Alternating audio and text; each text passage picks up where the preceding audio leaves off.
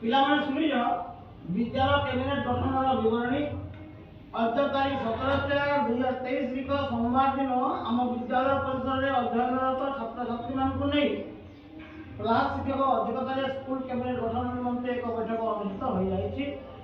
उक्त बैठक में पूर्व शिक्षा वर्षर मनोनीत कैबिनेट सदस्य कार्यकलाप और कर्तव्य परायण निमंते धन्यवाद अर्पण पूर्वक चलित शिक्षा वर्ष 2023-24 स्कूल कैबिनेट नूतन सदस्य मनोनीत करने निमंते प्रस्ताव आगत करा बुझीगला।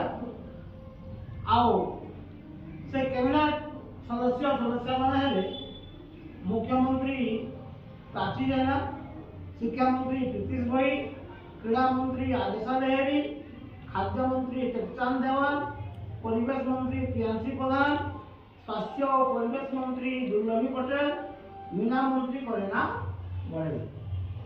ये मंत्री माने जो माने हेलो से माने समस्त काण करबो भल काम करबो।